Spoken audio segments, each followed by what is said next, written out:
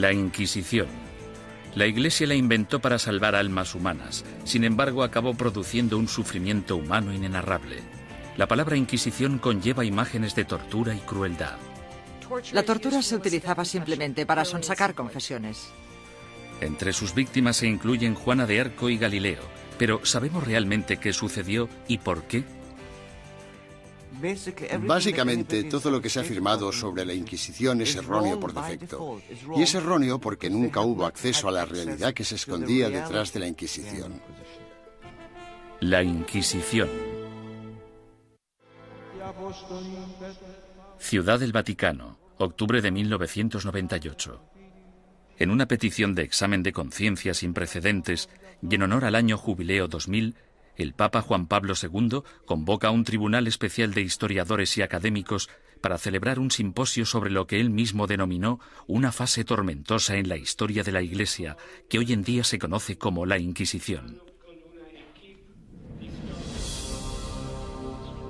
Para ayudar al tribunal en su investigación, el Papa anuncia la apertura pública de los archivos secretos de la Inquisición, unos archivos que habían estado fuera del alcance de los académicos durante casi 200 años.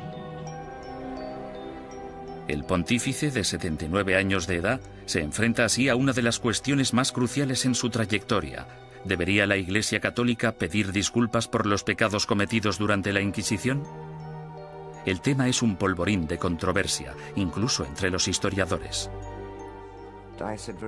Yo creo firmemente que esta disculpa era innecesaria, porque la Iglesia no fue responsable de la mayoría de las persecuciones que hemos tenido en el pasado europeo. La Iglesia sí tiene alguna responsabilidad desde un punto de vista histórico.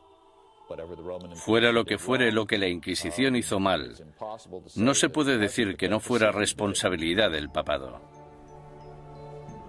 Todos los académicos deben afrontar una cuestión central y perturbadora. ¿Cómo pudo una institución como la Iglesia convertirse en el instrumento a través del cual se destruyeron miles de vidas humanas durante 6 siglos? La primera respuesta implica comprender que nunca hubo una única y todopoderosa Inquisición, sino más bien instituciones independientes en España, Portugal e Italia. Lo que compartían era un oscuro y perpetuo miedo, el miedo a la herejía religiosa.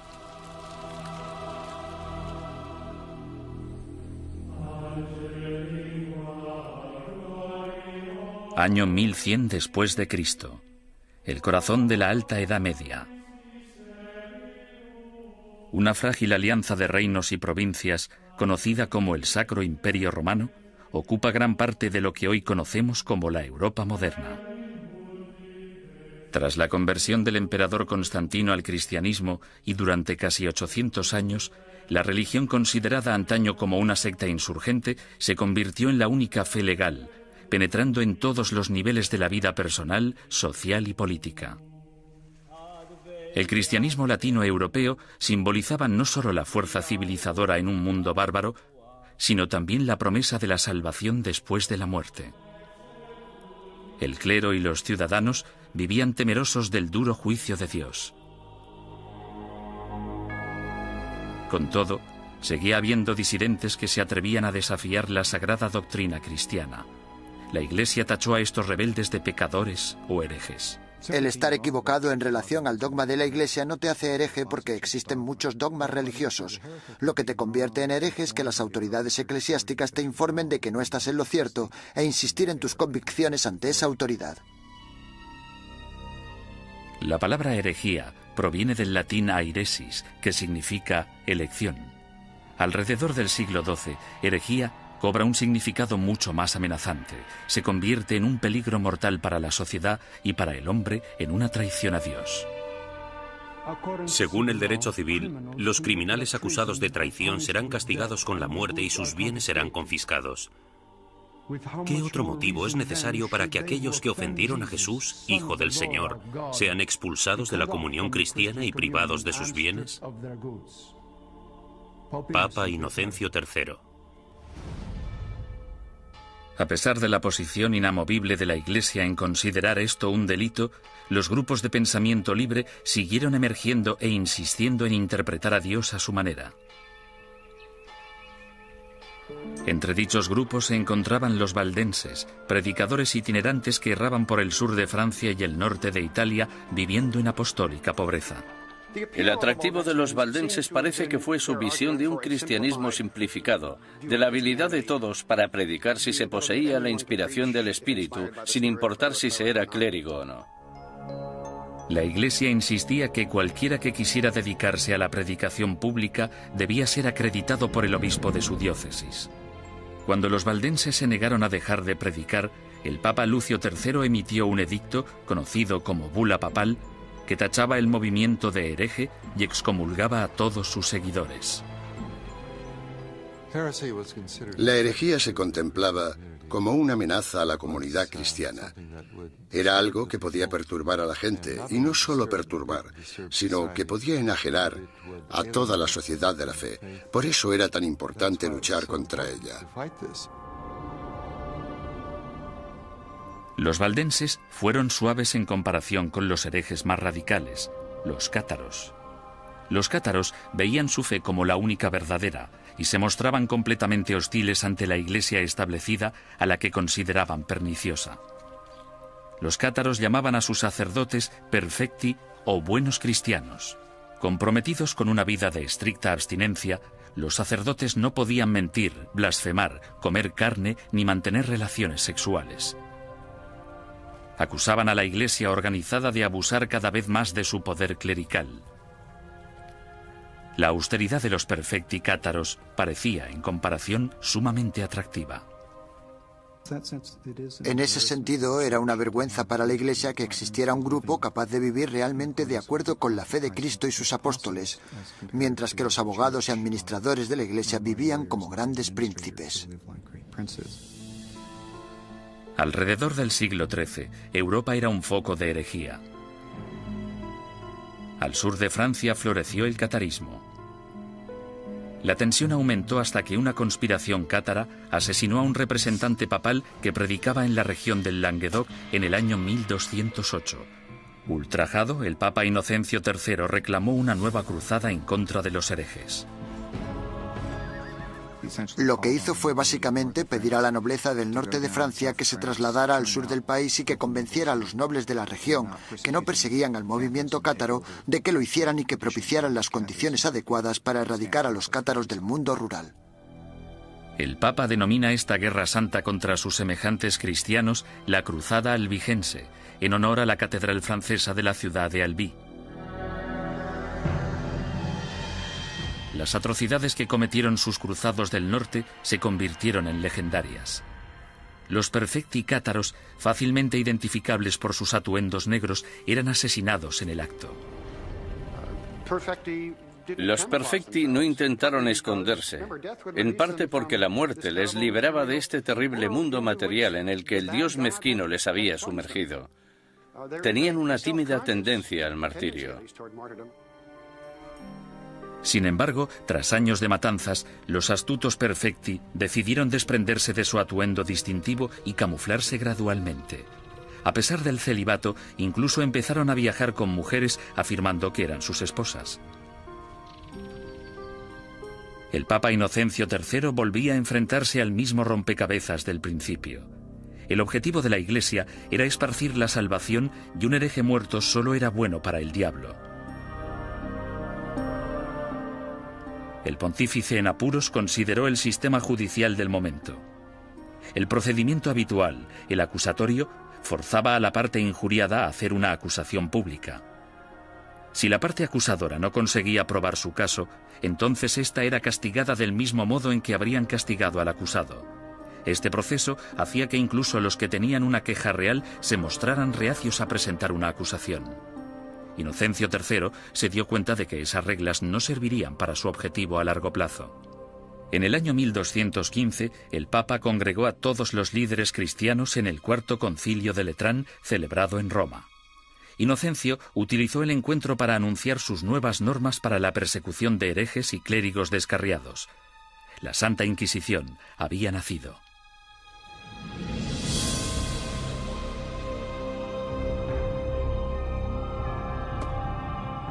El sistema de la Inquisición suponía una innovación maravillosa y se asemejaba bastante al Tribunal Popular de nuestro sistema, que emite una causa probable y una acusación. No tenían que demostrar nada, solo necesitaban tener muy claro o tener suficientes indicios que sugirieran la culpabilidad del acusado. El proceso inquisitorial de Inocencio III daba la potestad al investigador de construir un caso completo, recogiendo a escondidas las opiniones de la gente de la comunidad. En 1231, el Papa Gregorio IX inicia un concurso público para el nombramiento de nuevos agentes especiales, llamados inquisidores de la depravación hereje. Es el amanecer de la Inquisición medieval, que empieza con una venganza. El objetivo de la Inquisición es acabar con la herejía, y acabar con la herejía significa acabar con los herejes.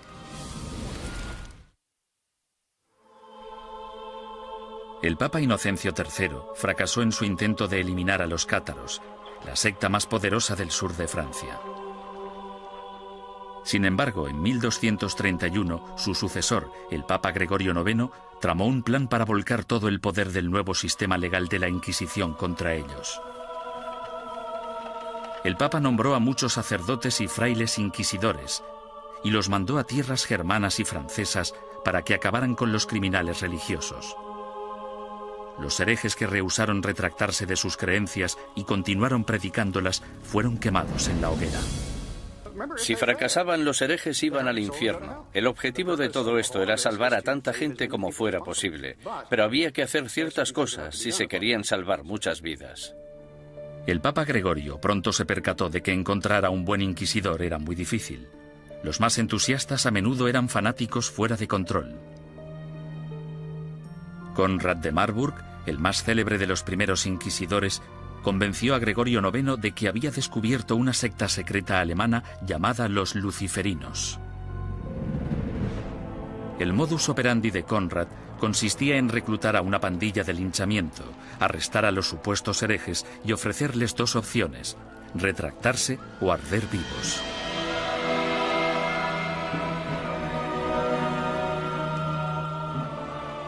Los historiadores descubrirían más adelante que los luciferinos fueron pura ficción, una invención obsesiva que Conrad creó para impresionar al Papa. El inquisidor papal del norte de Francia no era mejor. Un cátaro convertido de nombre Robert Le Boucq acorralaba a grupos de supuestos herejes y celebraba estrepitosos juicios públicos. En un suceso devastador, 183 cátaros fueron interrogados, sentenciados y quemados vivos en un solo día. Tras años de protesta por parte de los obispos franceses, el Papa finalmente se dio cuenta de que Robert era un extremista peligroso, por lo que le retiró de su cargo y lo encarceló.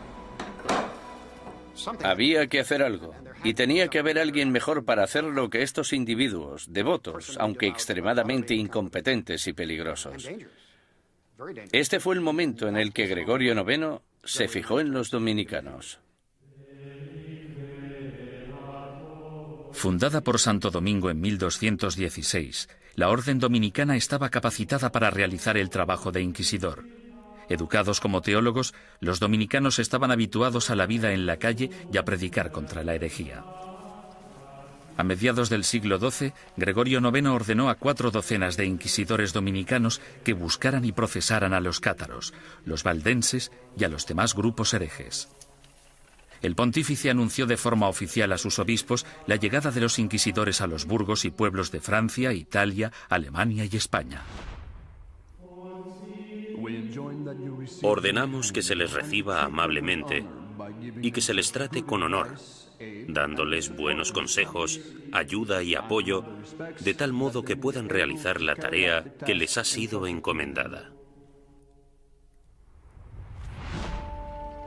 En esta carta, Gregorio IX pedía a sus obispos mucho más que simple hospitalidad.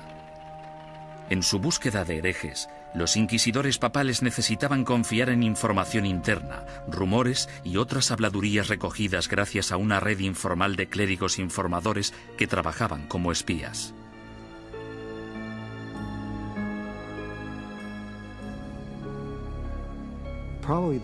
Probablemente sus mejores ojos y su mejor oído en el mundo rural eran los del clero parroquial, puesto que éste vivía en los pueblos, tenía familiares en ellos y por lo tanto estaba atento a los cotilleos locales.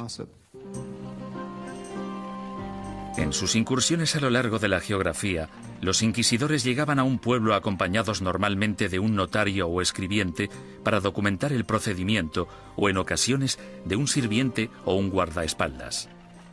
Entonces, el párroco reunía a los habitantes del pueblo para que escucharan al visitante predicar sobre los pecados y los peligros de la herejía. Una vez terminado el sermón, el inquisidor anunciaba un período de gracia durante el que cualquiera que hubiera cometido herejía podía confesar sus pecados a cambio de un trato clemente. Los que temían ser acusados o habían cometido herejía y tenían remordimientos de conciencia debían actuar durante el período de gracia, porque si lo confesaban después de dicho período, es decir, después de que se iniciara una investigación sobre ellos, la confesión no se consideraba tan sincera como si la hubieran hecho durante el período de gracia. Unas semanas más tarde, el inquisidor anunciaba el fin del período de gracia, momento en el que se iniciaba la fase más nefasta del edicto de fe. Desde ese momento, cualquier acusado se convertía en víctima de interrogatorios o arrestos. Y dado que la información siempre se daba en secreto, el inquisidor animaba a todos los buenos ciudadanos a que denunciaran a cualquier vecino que creyeran que podía ser hereje. El objetivo de las inquisiciones generales, de los edictos de gracia y los edictos de fe, era conseguir que entrara y saliera tanta gente como fuera posible de la oficina del inquisidor. Y para ello utilizaban el miedo, el terror y el interés propio. El inquisidor debía tener al menos 2 testimonios incriminatorios antes de poder seguir adelante. En ocasiones, los sujetos víctimas de investigación no sabían que eran sospechosos hasta el día que les convocaban. Durante el procedimiento inquisitorial, la mayoría de las pruebas se recopilaban antes de que tuvieras conciencia de que había una investigación en marcha. Cuando te informaban del caso, la investigación ya había finalizado. Bastante diferente al sistema actual. Conscientes del peligro de las acusaciones falsas o maliciosas, los inquisidores intentaban diferenciar las mentiras de la verdad. Cuando hacían subir al estrado a un acusado por primera vez, le hacían nombrar a todos sus enemigos. Si alguno de esos nombres coincidía con cualquiera de los nombres de la lista de testigos, el inquisidor debía desestimar ese testimonio. Sin embargo, las protecciones legales se acababan aquí. El acusado nunca llegaba a saber el nombre de quienes le acusaban, ni tampoco los motivos por los que se le acusaba. Era muy complicado demostrar tu inocencia una vez acusado por los inquisidores. Incluso los sospechosos que confesaban haber cometido herejía no podrían reconciliarse con la Iglesia hasta que dieran nombres e información de otros supuestos herejes. Si obstaculizaban la investigación, se arriesgaban a sentencias de cárcel y a perder todas sus propiedades. Si no cooperabas, los inquisidores podían reducir tu ración de comida y encadenarte a la pared. Por tanto, el principal método para conseguir que la gente confesara era simplemente encerrarlos durante largos periodos de tiempo y dejarles reflexionar. ¿Cómo llevaban los inquisidores su trabajo tan en secreto? Han sobrevivido algunos manuales prácticos dándonos una aproximación fascinante a ese período. Uno de ellos, llamado Conducta de interrogación relacionada con la depravación hereje, fue escrito por un inquisidor retirado, Bernard Guy, en el año 1324. Guy, cuyas hazañas inspiraron la novela histórica En el nombre de la rosa, ofrece docenas de investigaciones en las que recoge 17 años de experiencias de primera mano en lo que él denomina su cruzada personal contra la herejía. El objetivo de la Inquisición es acabar con la herejía. Y para acabar con la herejía, debemos acabar con los herejes. Bernard Guy, 1324. Los inquisidores se consideraban realmente una organización de combate. Eran bastante conscientes de que existían herejes y simpatizantes por todas partes y estaban muy motivados para deshacerse de ellos. En 1376, el inquisidor Nicolás Aymeric de Aragón escribió el libro Directorium Inquisitorium. En él Describía la tenacidad y el compromiso que debía tener un inquisidor de los siglos XIV y XV, e incluso incluyó una lista práctica de trucos inteligentes utilizados para engañar a los sospechosos para que confesaran. Uno de los trucos que me asombró fue el de sentarse con una vitela pequeña en las rodillas y mirarla y comprobarla mientras la persona da su testimonio. Luego, en algún punto dices, no, lo que estás diciendo no puede ser verdad. Está clarísimo que no me estás diciendo la verdad. Y entonces el sospechoso, sometido al interrogatorio, piensa que lo que tienes es la declaración de otra persona cuando en realidad solo tienes una vitela en blanco.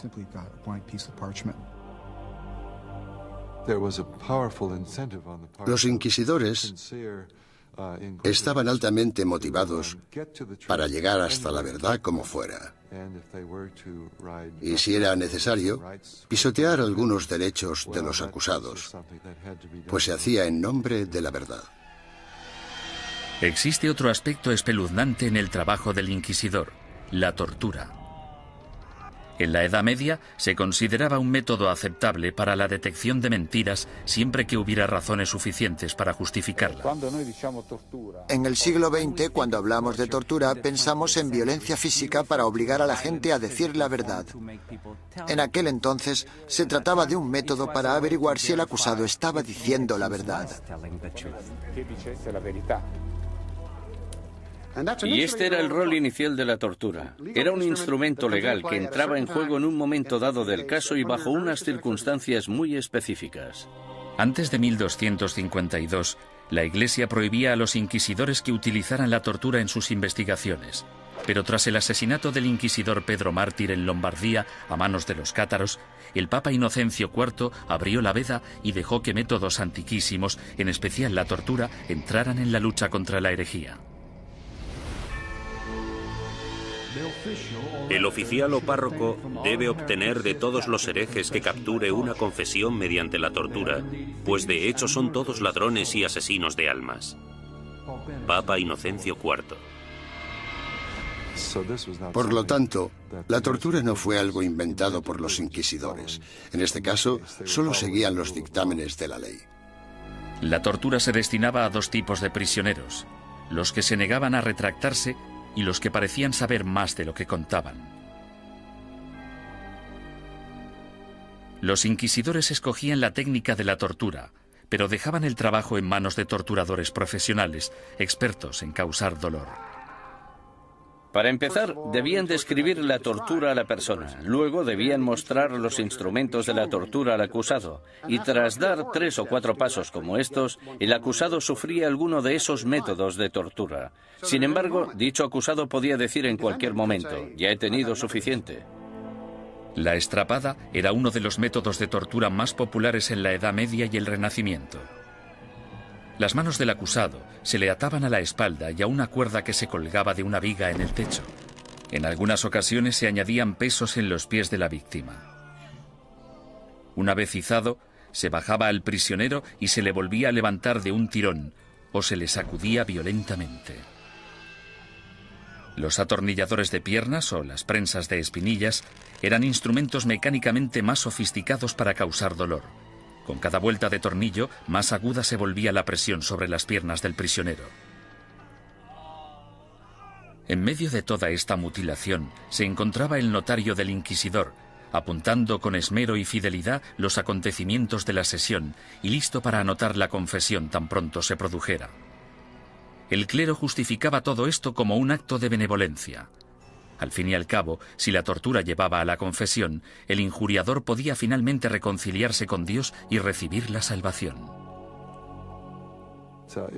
Si la confesión se realizaba durante la tortura, el proceso consistía en liberar al acusado de los instrumentos de tortura y permitir que se recuperara. Luego se le repetía la pregunta para comprobar si el acusado solo se había dejado llevar por el miedo al dolor o si realmente había dicho la verdad. Con todas esas técnicas a su disposición, no resulta sorprendente que los inquisidores fueran convincentes en casi un 90% de los casos. ¿Podía la herejía estar realmente tan extendida? ¿O eran los inquisidores los que utilizaban su poder para asustar a la gente y obligarles a hacer confesiones falsas? En mi opinión, uno de los mayores problemas a la hora de trabajar con los informes de la Inquisición es determinar hasta qué punto podemos creer nada de lo que está escrito en ellos, porque los inquisidores, si querían, podían hacer confesar casi todo a cualquiera. Aunque para los culpables de herejía, lo más temido era el día del juicio. No podías hacer nada para huir de ellos, porque estaban obligados a ejecutarte. Durante los siglos XIII y XIV, los inquisidores papales siguieron su camino por el sur de Europa, recogiendo acusaciones e investigaciones de herejes. Estos sacerdotes se veían como soldados de primera línea de Dios, en guerra por la salvación de las almas, pero dejaban atrás un campo de batalla repleto de bajas. La Inquisición asustaba a los ciudadanos y les obligaba a traicionar a sus amigos y vecinos, destruyendo familias y convirtiendo comunidades pacíficas en una fábrica de mentiras y sospechas. A lo largo y ancho del Sacro Imperio Romano y de los reinos y principados de Europa, los ciudadanos esperaban el Sermo Generalis o el juicio del proceso inquisitorio. Los castigos o penitencias iban desde el azotamiento público al encarcelamiento o a los trabajos forzados. A menudo se obligaba a los convictos a llevar ropa distintiva para hacer pública su vergüenza. Lo habitual es que llevaran una cruz amarilla en sus ropas, una en la parte delantera y otra en la espalda, y tenían que llevarlas siempre que salieran a la calle. No podían ocultarlas con nada, y si se caían se suponía que debían reponerlas. Los que iban marcados con la cruz amarilla se convertían en parias de la comunidad, pero su destino era clemente comparado con las penitencias que sufrían los herejes reincidentes, es decir, los que se retractaban y luego volvían a sus viejas costumbres. Su castigo era la ejecución.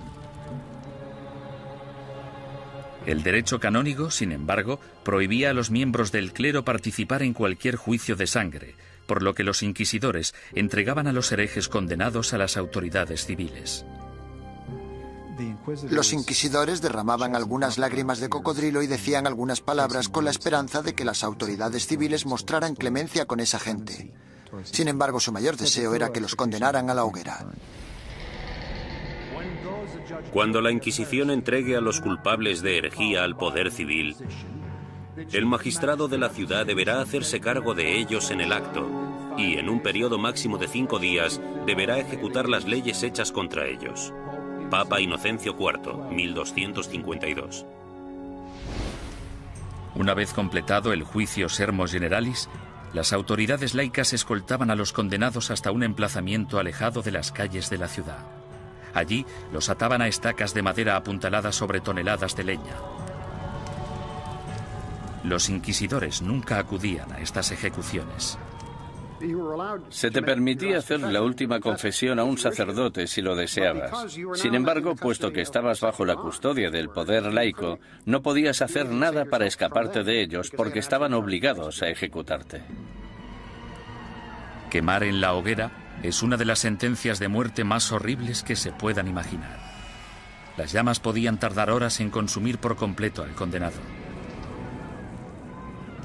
Si la víctima estaba de suerte o sus familiares eran suficientemente influyentes, entre la leña se colocaba mucha madera húmeda para que generara mucho humo. La muerte por asfixia era preferible a la agonía de quemarse vivo.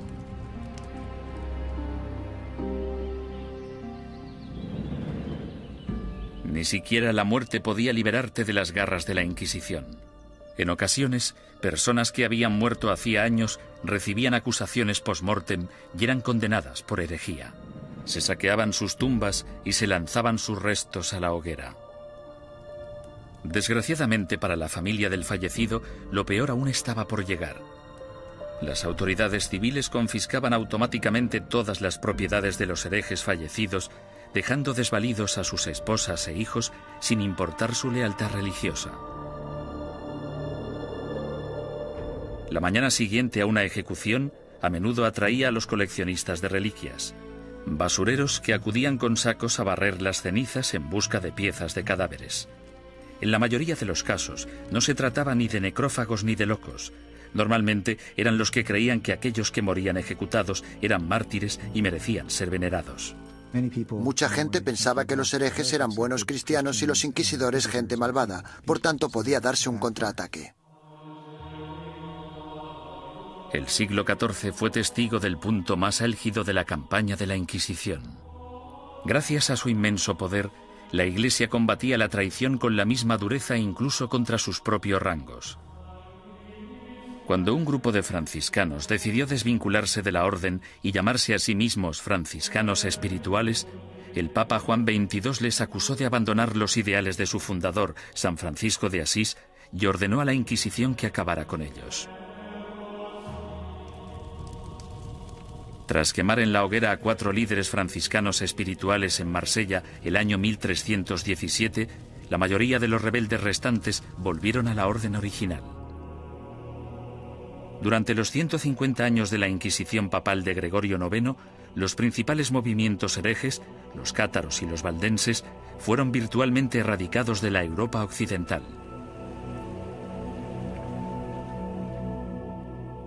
Al reducirse el número de herejes, parecía que la Inquisición acabaría desapareciendo por completo. Sin embargo, el negocio de la cacería y el castigo de brujas resucitó el proceso con una venganza durante el siglo XIV. Se consideraba herejía, puesto que se creía que para conseguir poderes el hechicero debía renunciar a Dios y a su bautismo. Es decir, que debía romper un contrato y rendir algún tipo de homenaje al diablo para poder conseguir esos poderes. El diablo nunca da nada a cambio de nada. La política corrompió los primeros casos de brujería. En 1307, Francia se encontraba casi en bancarrota tras una serie de fracasos bélicos. Su rey, Felipe el Hermoso, envidiaba las riquezas y las propiedades que poseían los caballeros templarios, una orden de poderosos monjes guerreros que se formó durante la primera cruzada a Tierra Santa. El rey Felipe los acusó falsamente de brujería, y durante los 7 años siguientes se torturaron y encarcelaron o quemaron en la hoguera a miles de templarios por toda Europa. Ningún historiador moderno cree que los templarios fueran objetivamente culpables de los cargos que se les imputaron: sodomía, adoración al diablo, herejía, etcétera, etcétera. En mi opinión, esto fue una verdadera manipulación cínica del proceso por parte de Felipe el Hermoso, y supone uno de los ejemplos más espeluznantes de hasta qué punto podían llegar a pervertirse los procedimientos inquisitoriales.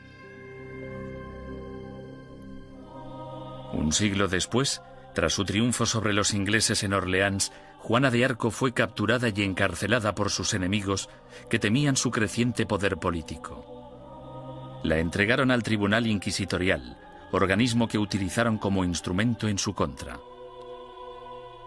Los que acusaban a Juana defendían que las voces que ella consideraba su inspiración eran las voces del diablo y que sus premoniciones eran brujería. Juana fue condenada y murió en vehemente agonía. La nueva herejía de brujería diabólica parecía muy peligrosa tanto para la Inquisición como para las autoridades civiles, y engendró el manual práctico más relevante e influyente de todos. Publicado en 1486, Malleus Maleficarum, o el martillo de las brujas, proporcionaba apoyo teológico, consejos legales y varias técnicas para acusar, torturar y sentenciar a las brujas. Se trata de un documento infame, puesto que crea la imagen arquetípica de la mujer bruja, además de ser una de las obras de todo el mundo literario que muestra más abiertamente su misoginia. Cuando una mujer piensa por sí misma, solo piensa en cosas malas. Como son más débiles de cuerpo y alma, no resulta sorprendente que puedan sucumbir al hechizo de la brujería. Toda brujería procede de la lujuria carnal que en las mujeres es insaciable. Malleus Maleficarum. La historia ha demostrado que uno de los autores de Malleus Maleficarum, un inquisidor de nombre Heinrich Kramer, tenía ciertos problemas para controlar su propia insaciable lujuria carnal. En el año 1485, Kramer fue acusado de llevar a cabo una inquisición en la región de Innsbruck, lo que ahora es Austria. Él mismo se buscó los problemas porque la mayoría de los interrogados eran mujeres y las preguntas tenían relación con sus actividades sexuales. Alarmado por la manifiesta obsesión sexual de Kramer, el obispo ordenó que destituyeran al inquisidor y que liberaran a todos sus prisioneros. 2 años más tarde apareció Malleus Maleficarum. Nació de la frustración de Kramer por la experiencia de Innsbruck y de la furiosa misoginia que sufría. Durante los siguientes 200 años, el Malleus Maleficarum se convirtió en un bestseller y llegó a ser publicado en 4 lenguas distintas. Estaba destinado a convertirse en la principal fuente de inspiración de los cazadores de brujas laicos, católicos y protestantes que aterrorizarían Europa y Norteamérica durante los siglos XVII y XVIII. Durante el siglo XV, sin una nueva política ni postura por parte del papado, la Inquisición empezó a desvanecerse poco a poco. Por lo general, los tribunales inquisitoriales se mantenían en activo solo si un inquisidor en particular quería seguir persiguiendo la herejía. Si no quería, no pasaba nada. Y así fue como los tribunales fueron perdiendo fuerza.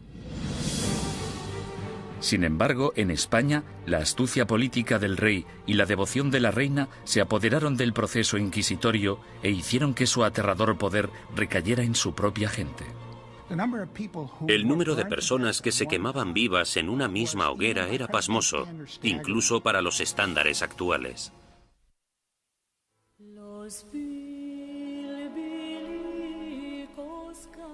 La situación de los judíos europeos durante el período medieval siempre fue desesperada.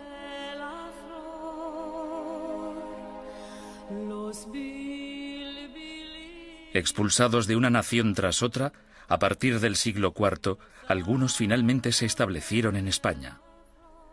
Prosperaron viviendo y trabajando en relativa armonía tanto con musulmanes como con cristianos. Pero a finales del siglo XIV, una serie de problemas económicos y levantamientos sociales despertaron antiguos prejuicios. En las décadas de 1380 y 1390, amotinamientos en contra de los judíos provocaron el incendio de sinagogas y el asesinato de miles de judíos. La solución de las autoridades españolas fue expulsar del país a todos los judíos que no se convirtieran al cristianismo. Muchos decidieron marcharse, otros, sin embargo, hartos de una persecución sin fin, optaron por abandonar la religión de sus antepasados para poder quedarse en España. La conversión en masa de los judíos el año 1391 en España es casi única en la historia judía. En muy pocas ocasiones se había conseguido que tantos judíos se convirtieran al mismo tiempo junto con sus rabinos y sus riquezas. Esto redujo en gran número la población de judíos en España. Debido, al menos en parte, a su antigua ética cultural de escolarización y esfuerzo continuo, estos nuevos cristianos, llamados conversos, prosperaron durante las décadas siguientes. Como judíos habría sido ilegal que realizaran ciertos trabajos o que ocuparan ciertas posiciones en el gobierno. Sin embargo, como cristianos las posibilidades abundaban. Desde los inicios de la historia de la conversión de los judíos, tenemos a conversos obispos, conversos ministros, conversos líderes financieros. Tenemos conversos ocupando las más importantes posiciones de la sociedad cristiana, porque esa era la ventaja de convertirse. Y fue precisamente esto lo que pudo originar las objeciones de los otros cristianos, que recelaban de la creciente relevancia de esa gente que anteriormente había sido judía. En tan solo unas pocas generaciones, miembros de la Iglesia Católica de España empezaron a acusar a estos nuevos cristianos de practicar secretamente la religión judía mientras mantenían una fachada apropiadamente cristiana. Este fenómeno judaizante era en parte verdad, puesto que algunos conversos, aunque se autoproclamaban cristianos, mantenían costumbres que habían heredado de sus antecesores. La dimensión de la llamada actividad judaizante era más de carácter cultural que religiosa. En otras palabras, realizaban ciertas cosas que sus padres y sus abuelos habían hecho y en las que no veían nada particularmente malo, como encender velas el sábado. Muchos de ellos creían que encender velas el sábado no tenía nada inherentemente conflictivo con el catolicismo. Su condición de cristianos bautizados también significaba que si se intuía de cualquier modo que recaían en el judaísmo, podían ser acusados de herejía. Fue precisamente esta trágica ironía la que les condujo hacia su destrucción. Con el matrimonio en 1469 de Fernando de Aragón e Isabel de Castilla, se unieron los dos reinos más poderosos de la península ibérica. Los consejeros dominicanos de Isabel pronto la convencieron de que la actividad judaizante suponía una amenaza mortal para el catolicismo en España y que una Inquisición podría ser la única solución. Si el clero pedía una Inquisición, no era solo porque fueran fanáticos, sino porque sabían perfectamente que detrás de ellos tenían a muchos seguidores muy fieles que tenían conciencia del problema tal y como lo percibían. El rey Fernando, astuto estratega político, vio que una alianza con la Iglesia Católica podía beneficiar a España en muchos sentidos. Aparentemente, Fernando tenía otros planes en mente. Apoderarse de las riquezas de los conversos. Había grandes cantidades de dinero esperando, encerradas en los cofres de los poderosos conversos, comerciantes y nobles. Y Fernando se propuso hacerse con ellas y lo consiguió. El primer paso del rey Fernando fue ponerse en contacto con el Papa y expresarle su preocupación por el problema judío de España.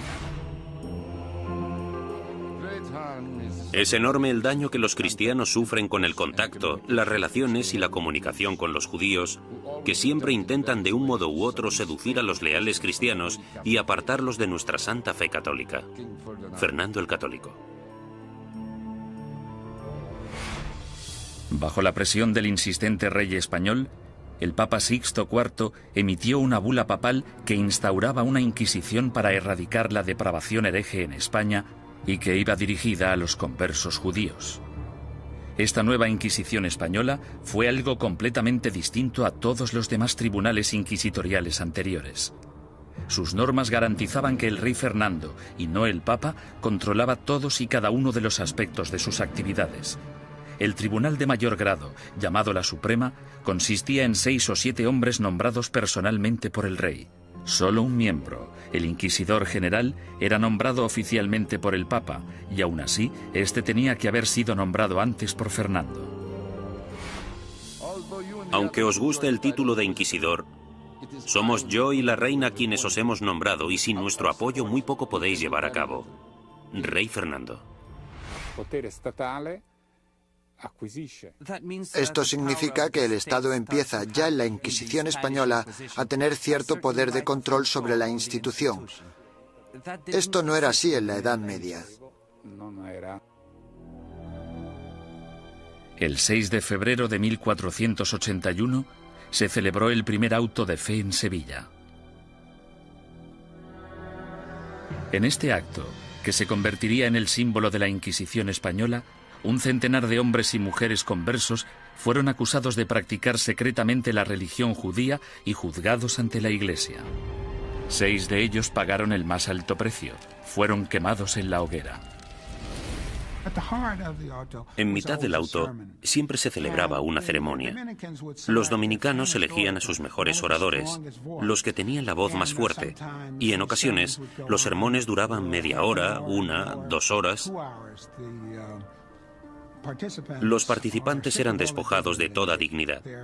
Se les afeitaba la cabeza, desnudaban a las mujeres y a los hombres, se afeitaba la barba a los hombres. En España, la virilidad de un hombre residía en su barba, por lo que afeitarla resultaba muy desagradable. La idea de la ceremonia era humillar a los penitentes y mostrar a la congregación cuál era el castigo por cometer herejía. Incluso los que no habían recibido mucha educación o no estaban interesados en las sutilezas teológicas, ni muy seguros de los credos y las plegarias que recitaban, sabían perfectamente qué sucedía en cada momento en un auto de fe. Era un espectáculo aterrador cuyo objetivo era poner unos límites en la mente de las personas sobre lo que podían decir, pensar y creer. Durante el primer año desde su establecimiento, 1.500 conversos acusados de judaísmo fueron juzgados y otros cientos condenados a muerte. La cantidad de personas que se quemaba en una misma hoguera era pasmosa incluso para los estándares actuales. Se quemaron 28 personas de una sola vez, en otra ocasión 70 personas, y en el mayor auto jamás celebrado se quemaron 109 personas en una misma hoguera. A diferencia de los herejes medievales que se atrevían a predicar sus ideas en público, el judaísmo secreto era, por definición, una actividad clandestina que se llevaba a cabo a puerta cerrada. Los vecinos podían decir que habían visto a un individuo leer un libro que probablemente era judío solo por el hecho de ver a alguien mirando un libro pequeño, que podría ser el libro de las horas. O podían decir que habían oído a alguien cuchichear una plegaria que seguro que era judía. Por tanto, encender velas, darse un baño, lavar la ropa, tratar, preparar y comer carne en día de pescado, como podían ser los viernes o los miércoles, podía causarte grandes problemas si tus vecinos se percataban y tenías mala relación con ellos.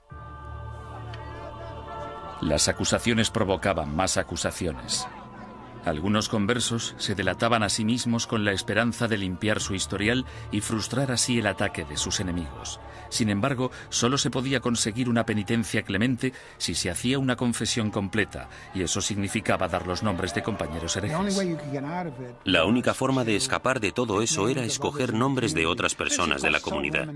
Esto recuerda mucho a los Estados Unidos de los años 50 y al pánico rojo que provocó la creación del Comité sobre Actividades Antiamericanas. Fue aquí donde se produjeron tantas tragedias. Gente inocente de todos los cargos podría, bajo tortura y pena de muerte, haber dado nombres sin pensar, solo para ser liberados. Si consideramos a Fernando e Isabel como los arquitectos de la Inquisición española, su contratista fue sin duda Tomás de Torquemada, el primer inquisidor general. A partir de 1490, Torquemada redactó minuciosa y sistemáticamente reglas que todavía conservamos en papel para guiar a los inquisidores, incluyendo el más mínimo detalle sobre lo que debían o no debían hacer. Y como consecuencia, podemos considerarle el fundador de la Inquisición. No hay ninguna duda de que Torquemada presidió la Inquisición durante su período más sanguinario y que ejerció mucha influencia sobre la corona. A pesar de que se le ha retratado de todos modos, desde un loco hipnotizador hasta un monje siniestro y obsesionado por el sexo, los historiadores saben muy poco sobre él. Era el típico teólogo fanático, antisemita y extremadamente hostil a los conversos. Era un hombre que concentraba toda esa intolerancia y ferocidad tan característica de los primeros inquisidores. Podemos estar de acuerdo o no con él en que los judeoconversos debían ser perseguidos y condenados. Pero en mi opinión, Torquemada insistió mucho en las normas de procedimiento correcto para el sistema inquisitorial. Sin embargo, se calcula que durante los 20 años de mandato de Torquemada como inquisidor general, 2.000 personas perdieron la vida y otros miles fueron castigados.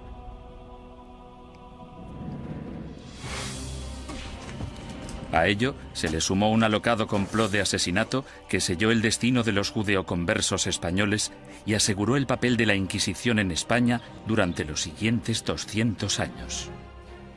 Los judíos no ganaban nada convirtiéndose. La situación social no cambió en ningún sentido. Solo podía empeorar para la gente de origen judío. 5 años después de su nacimiento, la Inquisición se encontraba en plena forma, ganándose a pulso su temible reputación. Los conversos españoles, los judíos convertidos al catolicismo, no podían acudir a ningún lado en busca de justicia. Tanto la Iglesia como las autoridades civiles seguían la misma lógica aplastante. Todos los conversos que rehuían la Inquisición eran, por defecto, culpables. Todos los que daban el paso y se delataban a sí mismos eran, puesto que lo admitían, culpables. Y todos aquellos que eran juzgados y condenados eran, evidentemente, culpables. Los procedimientos interinos del Tribunal de la Inquisición se mantenían en privado y los informes se protegían cuidadosamente, incluso de la corona. Cuando la Inquisición española arrestaba a alguien, esa persona simplemente desaparecía en la cárcel hasta que la Inquisición acababa con ella. Los familiares y amigos quedaban a la espera, llenos de preocupación y sin poder ayudar. Los españoles convirtieron este hecho en un verdadero fetiche. El secreto. Me refiero a que este era uno de sus principios fundamentales. La creencia de que el prestigio de la institución dependía en gran medida de la capacidad de mantener intacto el secretismo. Para los acusados, la naturaleza surrealista y casi arbitraria del proceso generaba terror. No existía ningún juicio. Eran más bien audiencias tras las que el prisionero volvía a su celda. Después de todo el sufrimiento, que podía prolongarse durante semanas o meses, el acusado podía no llegar a saber los crímenes de que se le acusaba. Se le exigía constantemente, a veces bajo amenazas de muerte, que confesara. El acusado tenía que inventar explicaciones sin saber la naturaleza de la denuncia que se había interpuesto contra él. Y esto, a menudo, llevaba al encarcelamiento masivo de prisioneros que se negaban a confesar, porque creían que no tenían nada que confesar, y probablemente tenían razón. El 15 de septiembre de 1485, algunos conversos furiosos decidieron tomarse la justicia por su mano. Como inquisidor, Pedro Arbués se arrodilló delante del altar de la Catedral de Zaragoza. 8 asesinos le atacaron con cuchillos.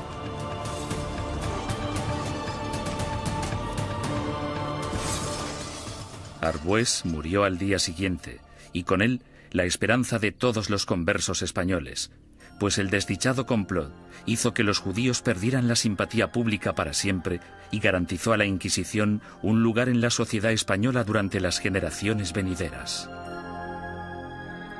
Entre los académicos hay una pregunta obvia que ha generado más debate que cualquier otra. ¿Practicaban realmente los conversos el judaísmo en secreto o fueron simplemente cabezas de turco de la intolerancia? El problema desde un punto de vista técnico es que la única fuente de información que tenemos para responder a esta pregunta proviene del Santo Oficio. En consecuencia, el tema a tratar es, ¿debemos creer totalmente en los hermanos del Santo Oficio que investigaron a los conversos? ¿O debemos pensar que fue básicamente un fraude, una gran exageración basada en falsos testimonios? A petición del inquisidor general Torquemada, en marzo de 1492, el rey Fernando emitió otro edicto de expulsión. Se daba a los judíos 4 meses para aceptar el bautismo o abandonar España. Durante los meses siguientes, casi la mitad de la población judía de España, unas 40.000 personas, abandonó el país. Los demás se quedaron y se convirtieron al cristianismo. Simplemente cayeron en la misma trampa que habían tendido a sus antepasados judíos hacía 100 años. Por tanto, los judíos no ganaban nada convirtiéndose. La situación social no cambió en ningún sentido. Solo podía ir a peor para la gente de origen judío. No lloréis a vuestra partida, pues vosotros tenéis que beber vuestra propia muerte de un sorbo, mientras que nosotros tenemos que quedar atrás, entre esta gente malvada, recibiendo la muerte de ellos cada día. Juan de León, judío español converso. En 1499, la orden de expulsión se amplía para incluir a todos los musulmanes no convertidos de España. Durante los casi 25 años siguientes, una serie de rebeliones, expulsiones y bautismos forzados generan otra clase social de nuevos conversos al cristianismo, los moriscos. Lo que tenemos aquí es el mismo escenario que el de los conversos. Un grupo de gente que pertenecía a otra cultura y a otra religión y que ahora eran teóricamente cristianos. Esta era una situación hecha a medida que la Inquisición utilizó para apartar a los musulmanes y hacerles practicar el cristianismo. Las persecuciones de moriscos se triplicaron durante los siguientes 100 años. Sin embargo, estos no pudieron o no quisieron adaptarse. Finalmente, en 1609, las autoridades españolas decidieron que los moriscos eran imposibles de convertir y los expulsó a todos. El odio por la Inquisición española era tan intenso entre los musulmanes como entre los judíos. En su intento de conservar el catolicismo como la única religión de España, la Inquisición española encarceló a ciudadanos inocentes, confiscó propiedades, destruyó familias y mandó a miles de personas a la muerte. Lo que no utilizó muy a menudo, según los historiadores, es lo que la ha hecho tan famosa: la tortura. Una de las cosas que se han podido afirmar con seguridad gracias al reciente estudio de la Inquisición es que la tortura se utilizó en muy pocas ocasiones en dicha institución. La tortura se utilizaba única y exclusivamente para sonsacar la confesión, y una vez se había conseguido, la tortura cesaba. Los inquisidores se enfurecían si sus subordinados torturaban a individuos demasiado viejos, demasiado enfermos, leprosos o supuestos enfermos mentales.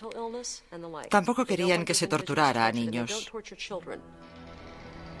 Pero no importa la poca frecuencia de uso, la Inquisición tenía reglas concisas sobre cómo ejercer la tortura. A los prisioneros, ya fueran mujeres u hombres, se les desnudaba. Solo se les cubría sus partes íntimas.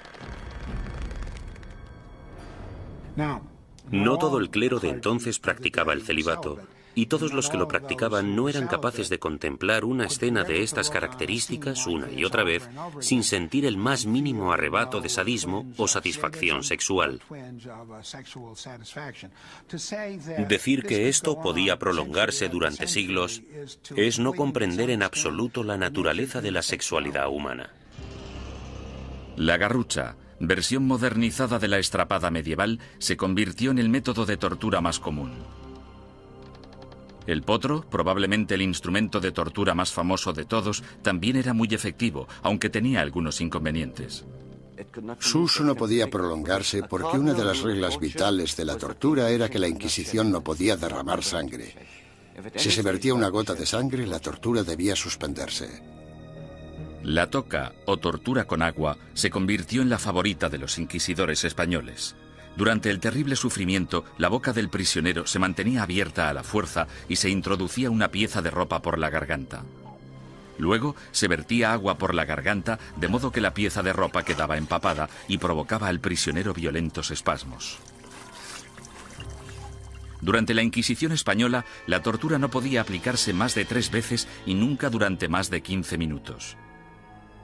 Las afirmaciones que hacían los prisioneros no eran legales, a no ser que las ratificaran 24 horas después, lejos de la sala de tortura. Hubo inquisidores que rompieron las reglas, aunque lo hicieron por ignorancia, más que por malicia.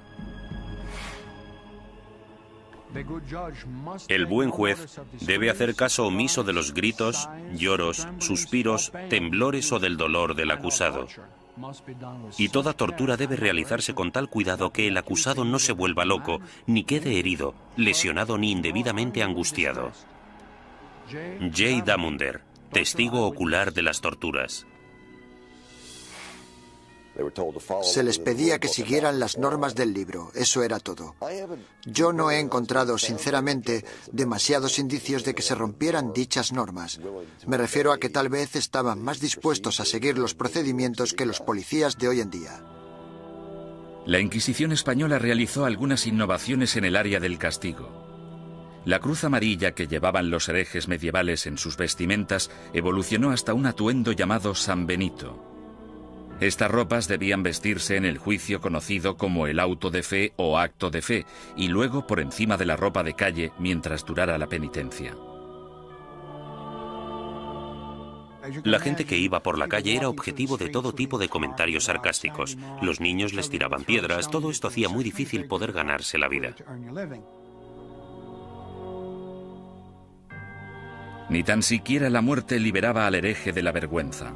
El hábito con el que se enterraba al difunto se colgaba en la parroquia del lugar para recordar a todo el mundo en la ciudad que esa persona y su familia estaban relacionados con la herejía.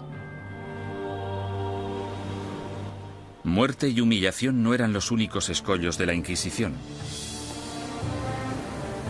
Uno de sus castigos más temidos era convertirse en esclavo en las galeras españolas. Se cree que este castigo fue invención del mismísimo rey Fernando. No tenía nada que ver con la religión, la herejía ni cualquier otra cosa. Pero el rey Fernando se percató de que mucha de esta gente estaba siendo castigada con penas del todo inútiles y pensó, buena idea, ¿por qué no utilizamos a esta gente? Porque yo necesito remeros en mis barcos. Después de la muerte, ser enviado a las galeras era el castigo de la Inquisición española más temido. No puedo imaginarme nada peor que ser esclavo en las galeras. Yo casi preferiría que me quemaran. Al menos acabaría rápido. Durante la expulsión del año 1492, miles de judíos cruzaron la frontera con Portugal, engrosando allí la población judía y reanimando viejas tensiones raciales. A causa de los alborotos resultantes, los judíos portugueses fueron obligados a convertirse al cristianismo, y en 1532 el rey Juan III insistió en que Portugal tuviera su propia Inquisición. Durante 10 años, los ricos conversos portugueses utilizaron todas las formas de persuasión posible, incluyendo enormes sobornos, para convencer al Papa de que no instaurara una Inquisición en su nuevo santuario. Muchos conversos españoles se fueron a Portugal y de hecho pronto superaron en número a la comunidad portuguesa. Dichos conversos creían que en Portugal estarían a salvo hasta que, evidentemente, los portugueses instauraron su propia Inquisición y todo cambió. La Inquisición portuguesa se puso a trabajar de inmediato con los sospechosos de siempre. Entre 1547 y 1580 se celebraron 34 autos de fe en Portugal con casi 2.000 penitentes y 169 ejecuciones. Las persecuciones fueron tan letales que los conversos, la mayoría de los cuales apenas habían emigrado a Portugal desde España, decidieron volver a su tierra natal y enfrentarse a lo que parecía el mal menor de las dos malvadas instituciones. Tras la conquista militar española del Imperio Azteca en 1521 por Hernán Cortés, los conversos portugueses y españoles pronto emigraron a las Américas en busca de un nuevo comienzo. Pero la Inquisición española les siguió de cerca e inició investigaciones en la recién fundada Ciudad de México. En 1528, 2 conversos españoles fueron quemados en la hoguera tras el primer auto de fe celebrado en tierras del Nuevo Mundo. Las primeras oleadas de sacerdotes españoles también consideraban su deber guiar a la población americana lejos de sus creencias paganas y ayudarles a adoptar el cristianismo. Tras un periodo inicialmente optimista sobre lo que se creía una conversión extendida, la segunda generación de prelados españoles en el Nuevo Mundo empezó a tener dudas sobre si los indios seguían siéndolo a escondidas después de ser bautizados, del mismo modo que se creía que los conversos seguían siendo judíos tras el bautismo. En contra de la política estricta y reacia aplicada tanto a judíos como a musulmanes en España, la Suprema finalmente decidió que los indios simplemente eran incapaces de asimilar las creencias cristianas y que, por tanto, estaban fuera del alcance de la conversión.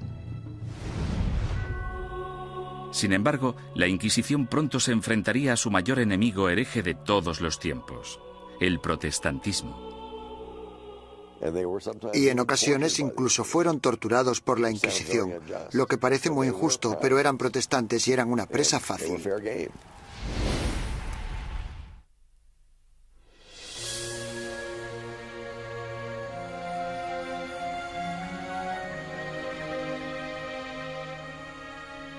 Al mismo tiempo que las inquisiciones española y portuguesa remataban su azote contra los musulmanes y los judíos herejes, otra amenaza apareció en escena.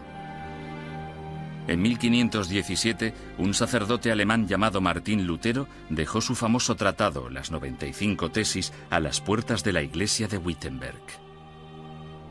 Se trataba de un ataque acerbo a la Iglesia católica. ¿No es cierto que bajo el vasto cielo no existe nada más corrupto, más pestilente y más odioso que la corte de Roma? La que una vez tuvo las llaves del cielo, ahora es una especie de boca abierta hacia el infierno. Martín Lutero.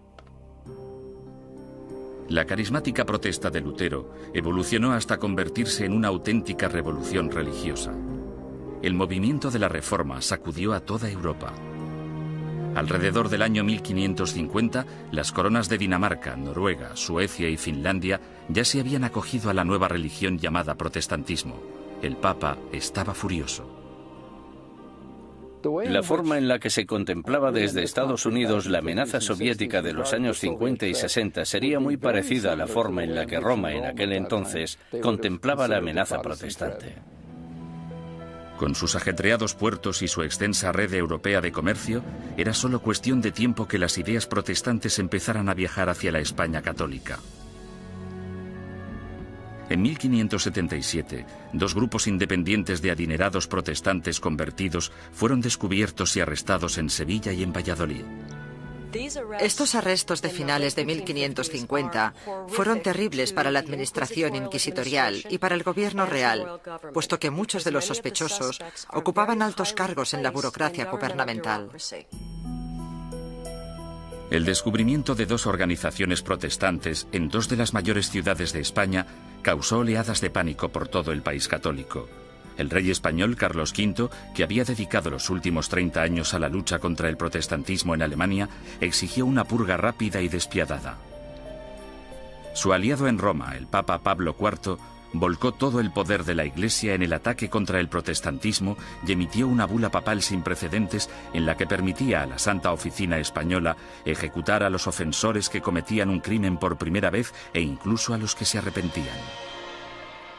Según mis conocimientos, esta es la única vez en toda la historia de las Inquisiciones española, romana o portuguesa en que los acusados, que por primera vez admitían estar arrepentidos de sus errores doctrinales, eran igualmente condenados a muerte. La fiebre del antiprotestantismo llegó a todas las grandes ciudades de España.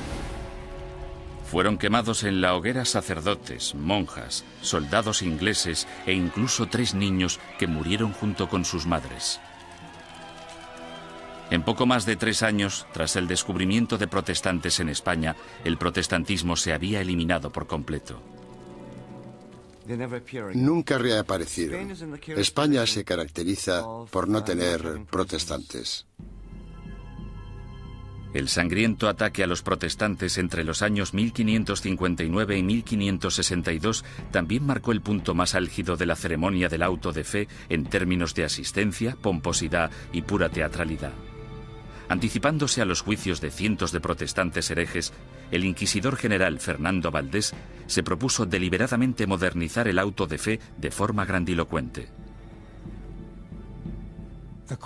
Los costes aumentaron astronómicamente. Llevaron al tribunal inquisitorial a la bancarrota, de modo que tuvieron que ir reduciendo miembros y empezaron a amontonar prisioneros para poder conseguir un auto realmente bueno y tener suficiente gente para quemar en las ceremonias. España eliminó sistemáticamente a todos los protestantes. Sin embargo, los inquisidores permanecieron alerta ante cualquier amenaza hereje del exterior. A lo largo del siglo XVI, los viajeros protestantes que venían a España, incluso dignatarios extranjeros, cayeron en las despiadadas garras de la Inquisición. La Inquisición arrestó a marineros y comerciantes extranjeros.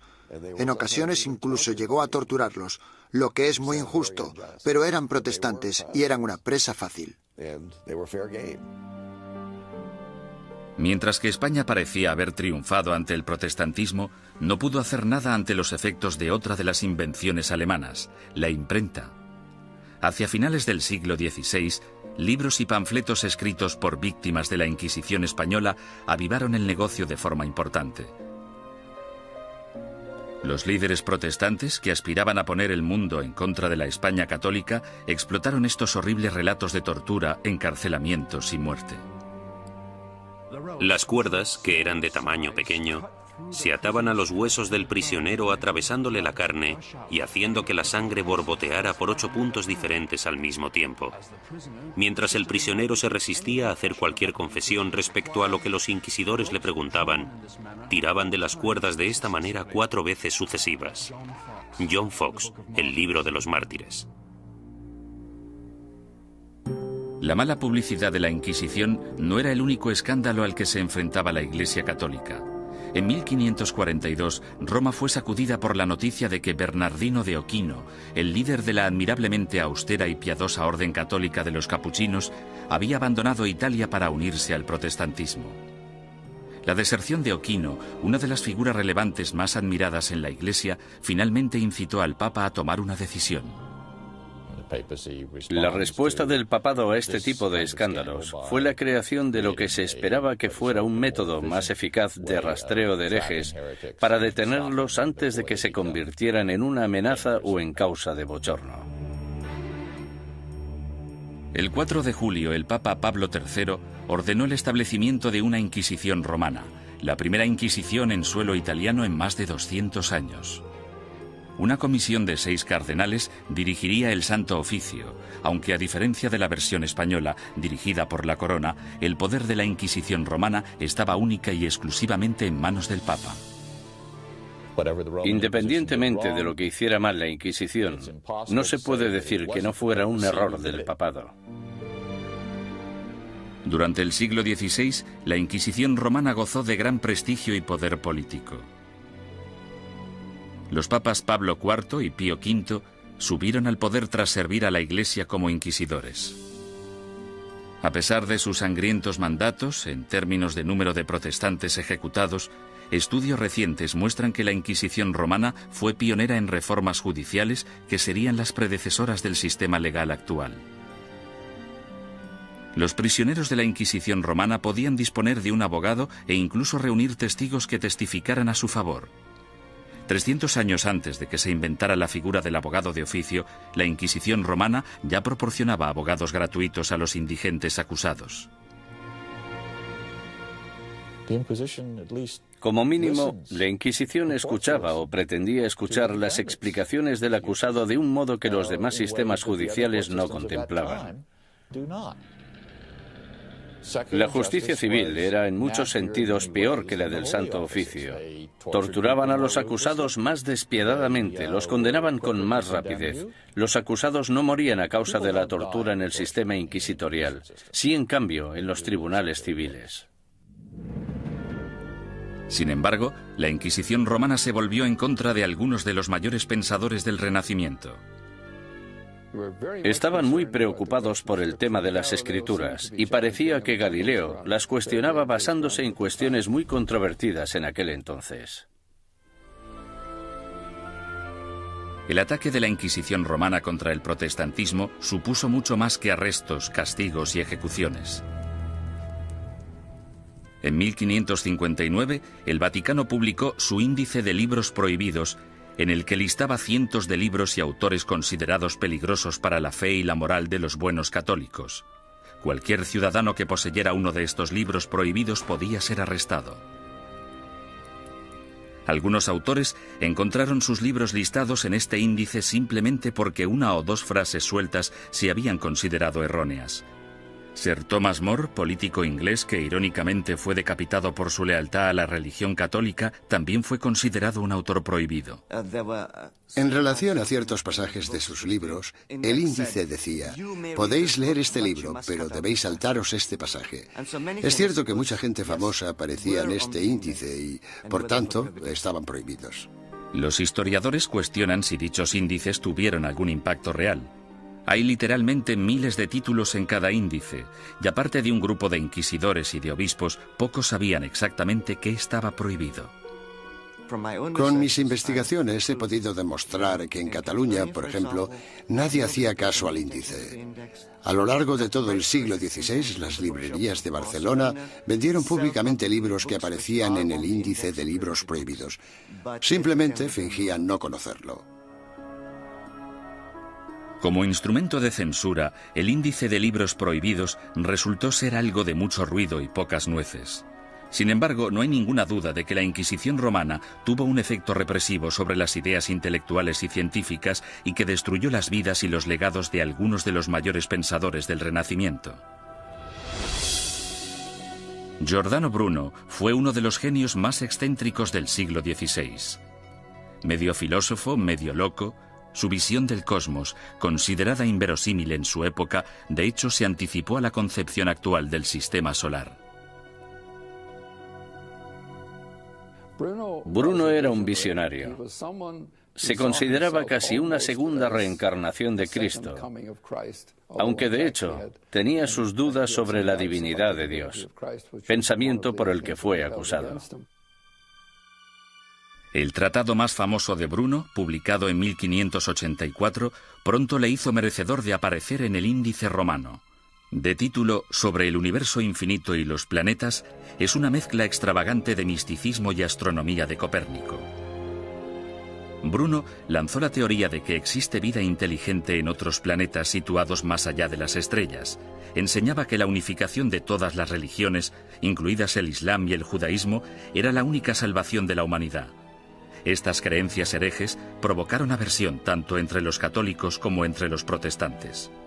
En un periodo de tensión religiosa, las personas como Bruno representaban una amenaza enorme porque en realidad parecían desechar casi todos los pilares básicos del cristianismo. Durante 15 años, Bruno evitó cautelosamente la Inquisición romana, manteniéndose alejado de Italia. Sin embargo, en 1591, un rico mecenas le convenció para viajar hasta Venecia y una vez allí le traicionó denunciándole ante el Santo Oficio.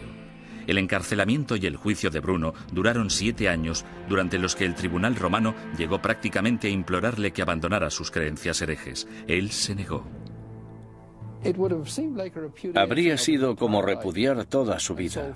En mi opinión, para un hombre como Bruno, que estaba completamente convencido de sus propios poderes, habría sido casi imposible actuar de otro modo.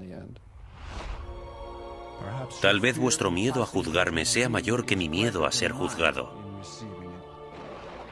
Giordano Bruno. La obstinación de Bruno enfureció tanto al Papa Clemente VIII que él mismo le condenó a muerte. El 8 de febrero de 1600, Bruno fue conducido al campo dei Fiori, en pleno corazón de Roma, y fue quemado vivo. En la actualidad, una estatua en su honor, erigida en el año 1829, marca el lugar de los hechos. Otro intelectual renacentista, Galileo Galilei, también desató la ira de la Inquisición. Cuando construyó el primero de sus famosos telescopios en el año 1609, Galileo ya era un físico y profesor de matemáticas de fama mundial. En 1613 publicó 2 libros más, Mensajero Celestial y Manchas Solares, en los que defendía la teoría de Copérnico, según la cual la Tierra no solo gira sobre sí misma, sino que además da una vuelta anual alrededor del Sol. Oficiales ultrajados de la Inquisición denunciaron las creencias de Galileo y citaron numerosos pasajes de las Santas Escrituras que describen la Tierra como centro estático del universo. A los cardenales no les preocupaba demasiado qué era lo que giraba alrededor de qué. Les preocupaba mucho el tema de las escrituras, y Galileo parece que las cuestionaba con ideas muy controvertidas para la época. Sin embargo, Galileo vuelve a cuestionar a la Iglesia y toma una decisión asombrosa. Durante años ha habido un debate tremendo, sobre todo durante el último siglo, sobre qué debería haber hecho Galileo. En 1616, Galileo evitó ser juzgado y castigado por la Inquisición romana cuando aceptó dejar de enseñar sus rompedoras teorías planetarias. Con todo, 16 años después, alentado por el hecho de que su viejo amigo y admirador, el cardenal Barberini, se convirtió en el Papa Urbano VIII, el célebre científico publicó un nuevo manifiesto en el que reforzaba sus antiguas ideas. En esta ocasión, Galileo no calculó bien sus pasos, pues no solo produjo pánico en la Inquisición, sino que también provocó la ira de su antiguo aliado, el Papa. En mi opinión fue ese factor, la aversión personal, la oposición personal del Papa, lo que en gran parte hizo que el Santo Oficio procediera como lo hizo. Tenía una gran influencia. Galileo fue acusado de herejía. En enero de 1633, tras redactar sus últimas voluntades y su testamento, el astrónomo de 68 años viajó a Roma para enfrentarse a la Inquisición. Le hicieron todo tipo de preguntas. ¿Cómo escribiste un libro como este? ¿Por qué? ¿No defiendes en él una visión que ha sido tachada de contraria a las Escrituras? Galileo siguió manteniendo su inocencia, lo que probablemente no fue una buena estrategia dadas las circunstancias del juicio. Tras 3 meses de interrogatorio por parte de la Inquisición, en los que le amenazaron con torturarle, llegaron a un acuerdo. A cambio de retirar las acusaciones más graves, Galileo admitiría haber cometido un error y se declararía culpable de la ofensa menor que suponía haber defendido públicamente el copernicismo. El 21 de junio de 1632, en una ceremonia pública celebrada en Roma, pronunciaron la sentencia de Galileo y éste se retractó de sus creencias científicas. Con un corazón honesto y una fe sincera, yo renuncio, maldigo y repudio los errores y las herejías mencionadas. Galileo Galilei. Durante años ha habido un debate tremendo, sobre todo durante el último siglo, sobre qué debería haber hecho Galileo. Es importante recordar que si se hubiera negado a renunciar, si no hubiera aceptado la oferta, si hubiera dicho no, sigo creyendo en el sistema de Copérnico, podrían haberle ejecutado. Es bastante sencillo decir 200 años después no. Tendría que haber tenido coraje y haberlos desafiado y haberse dejado quemar en la hoguera. Después de haberse retractado, el Papa sentenció a Galileo a un castigo sin precedentes, volver a Venecia y permanecer bajo arresto domiciliario por el resto de su vida. El viejo científico murió silenciosamente 9 años después, a los 77 años. La leyenda afirma, sin embargo, que justo después de pronunciar su promesa forzada, Galileo susurró a un amigo: La Tierra se mueve a pesar de todo. En 1992, el Papa Juan Pablo II anunció oficialmente que la Iglesia se equivocó en 1633 al acusar al padre de la ciencia moderna de hereje. Es una lástima que no le escucharan, que no hubiera ningún teólogo en aquel momento capaz de entenderle. El error fue de los que juzgaron a Galileo.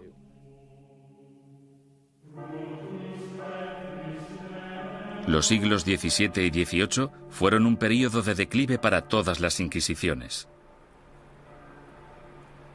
En España, aparte de la necesidad de erradicar a los conversos acusados de practicar secretamente el judaísmo, la Inquisición española se centró en la persecución de comportamientos personales inaceptables, como por ejemplo la homosexualidad, la bigamia y el adulterio, así como también los crímenes del clero. Las ceremonias de castigo, los autos de fe, siguieron celebrándose de forma esporádica en el siglo XVIII. Sin embargo, el prestigio de la Inquisición quedó mancillado cuando Felipe II rechazó expresamente acudir al auto celebrado en honor a su coronación. Los propios españoles empezaron a ver la Inquisición como un instrumento anticuado. Y a partir del año 1730 desapareció por completo. Inspirado por los ideales y las reformas de la Ilustración, Portugal empezó a desmantelar su oficina de la Inquisición. Alrededor de 1773, los autos de fe se ilegalizaron y las distinciones entre cristianos viejos y cristianos nuevos se eliminaron de las leyes portuguesas. Fue necesario que el ejército de Napoleón invadiera Italia y España para acabar definitivamente con la Inquisición.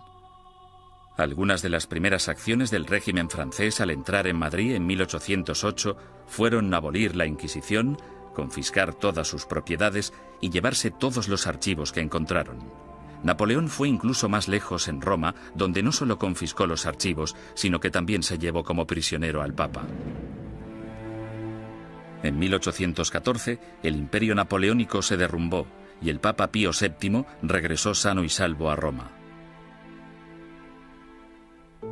Finalmente, en el año 1820, la Inquisición española fue ilegalizada completamente.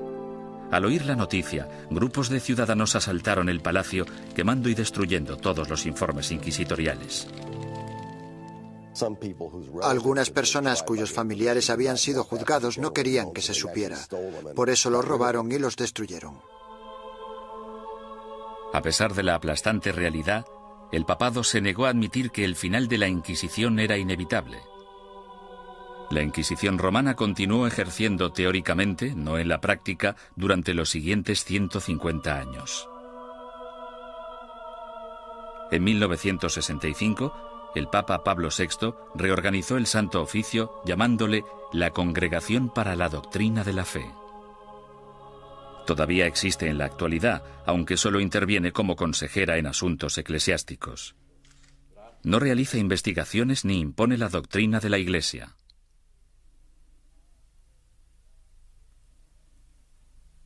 Desde la caída definitiva de la Inquisición, son incontables los mitos y testimonios inexactos que han surgido sobre su objetivo y sus prácticas. Los descubrimientos realizados en documentos nunca vistos, así como en los archivos de la Inquisición abiertos por el Vaticano recientemente, han ayudado a desbancar algunos de ellos. Por ejemplo, se ha podido demostrar que algunos recuentos de personas quemadas en la hoguera eran enormemente exagerados. La gente decía que se habían quemado 200 personas. De esas 200, quizá 3 fueran reales y 197 imaginarias.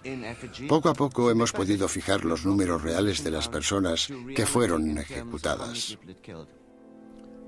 Han sido necesarios muchos siglos para comprender que algo estaba mal. Debemos tener en cuenta el contexto y la mentalidad.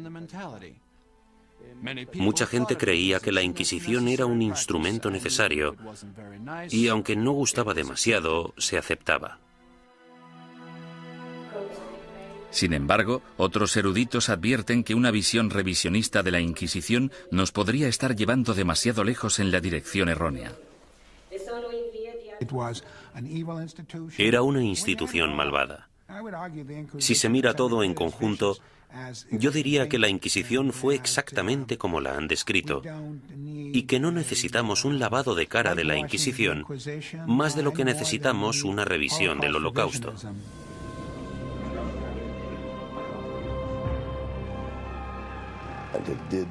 Torturó a gente, impuso fuertes castigos, quemó a personas.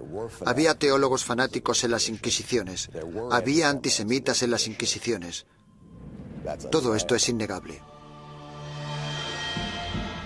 Hay un hecho que la historia no puede negar. A pesar de que la Inquisición se concibió para el bien de la humanidad, acabó causando un dolor y un sufrimiento humano inenarrables.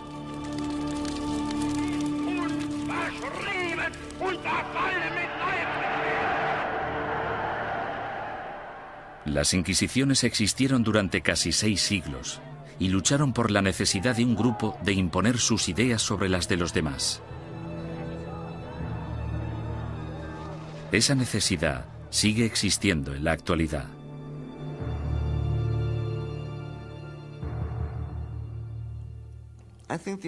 Creo que la lección que debemos aprender de la Inquisición es que no debemos verla como algo único.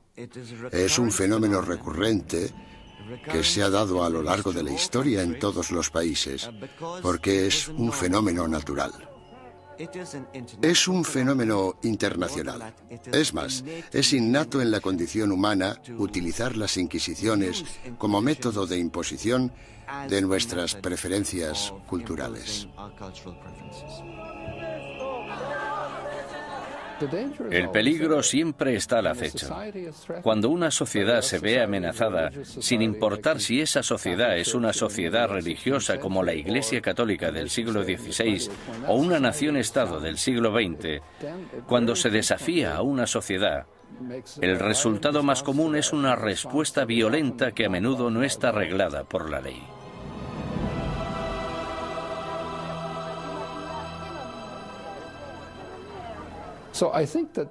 Por lo tanto, creo que esta reacción ante la amenaza es tan antigua como la humanidad y, sin duda alguna, perdurará en el futuro.